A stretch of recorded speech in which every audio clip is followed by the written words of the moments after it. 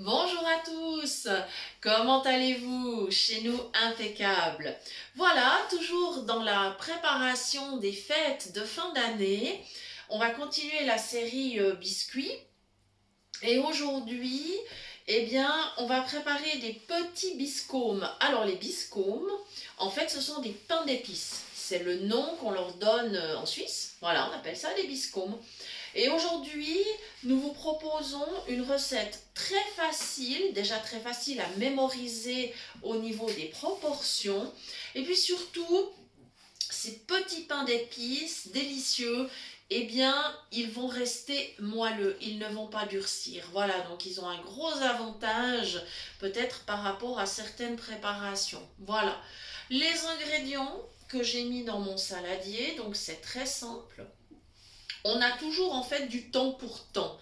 Alors, en fait, si vous partez de l'idée que vous allez travailler par exemple avec 500 grammes de farine, supposons, donc vous mettrez 500 grammes de farine, vous mettrez 500 grammes de sucre, vous mettrez 1 à 2 cuillères à soupe de cacao amer, vous mettrez 5 décilitres de lait, il faudra un petit peu de poudre à lever, une pincée de sel, 2 cuillères à soupe d'huile, et puis pour terminer, les épices pour pain d'épices. Voilà, là les épices pour pain d'épices, vous doserez selon vos goûts, si vous aimez un peu plus fort ou pas. Voilà, donc c'est quelque chose de super simple. Alors maintenant j'ai presque tout mis dans mon saladier. Il me reste juste le lait.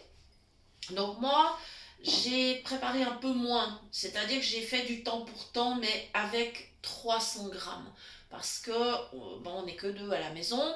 Et même si je distribue un petit peu des biscuits, toujours très volontiers autour de moi, mais là, effectivement, je me suis dit que j'avais aussi l'opportunité d'en refaire. Voilà. Donc, moi, je suis partie sur 300 grammes et donc je vais mettre 3 décis de lait.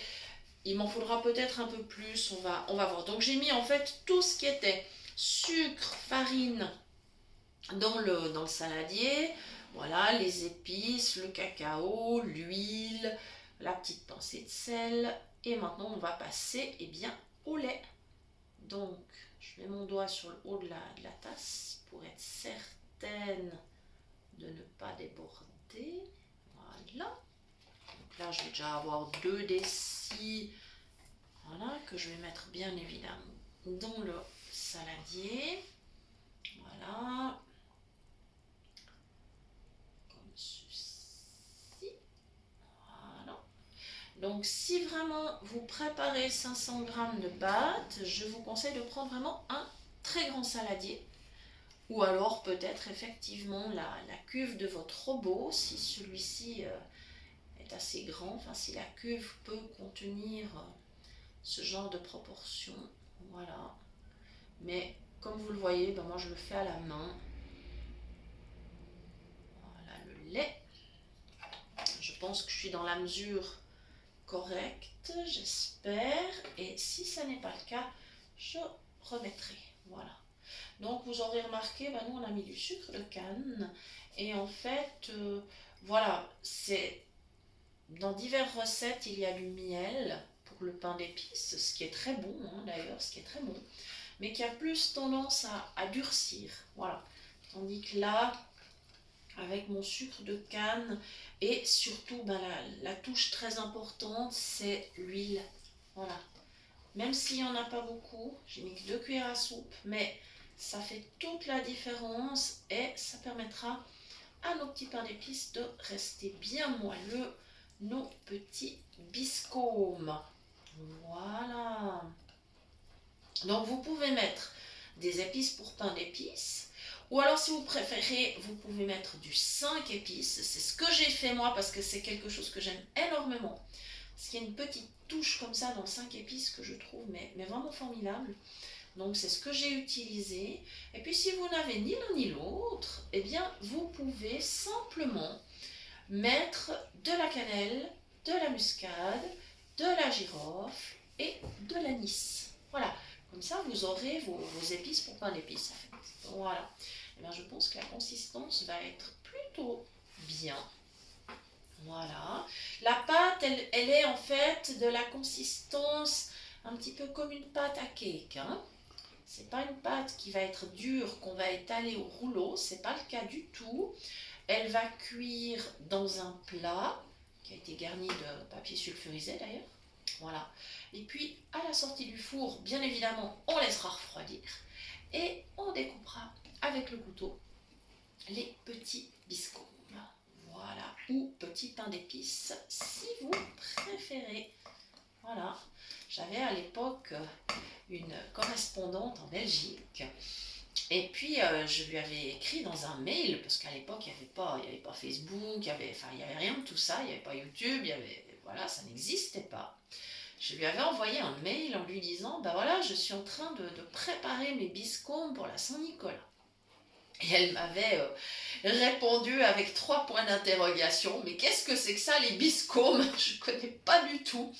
Puis en fait, je lui ai répondu, bah si, tu connais, mais en fait, c'est les petits pains d'épices qu'on appelle comme ça. Voilà, tout simplement. Je vais remettre une toute petite touche de lait.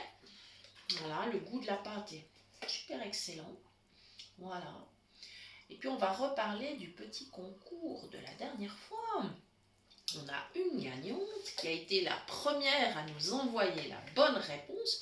Alors déjà, la bonne réponse, j'avais posé donc la question, quel est l'autre nom de la badiane?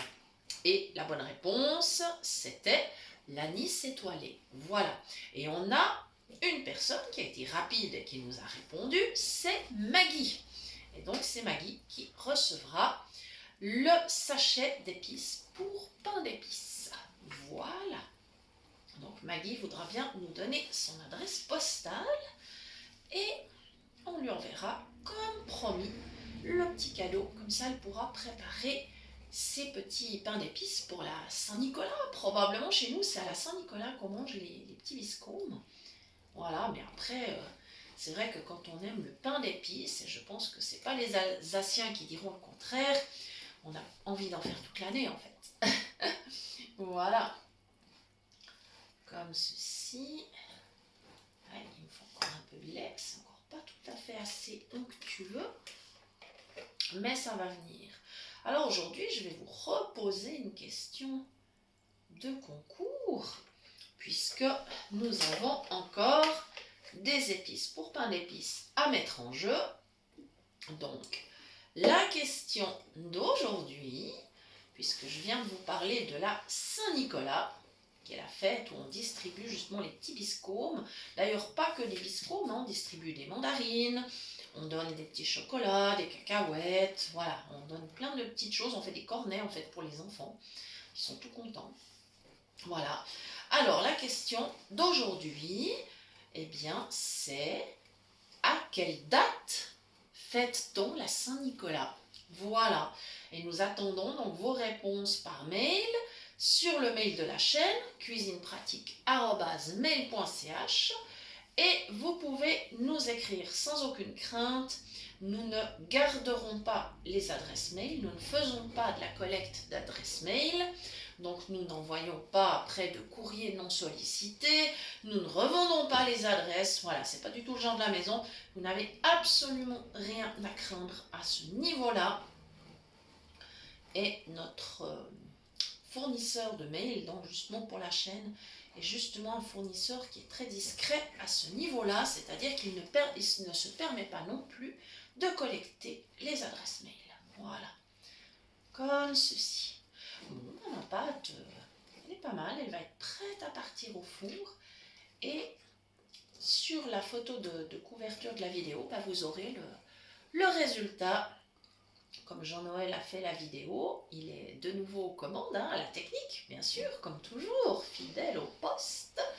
Et du coup, quand les petits biscombes seront sortis du four, quand ils auront été découpés, eh bien, il fera une photo pour vous faire partager le résultat. Vous pouvez évidemment garnir les petits biscombes.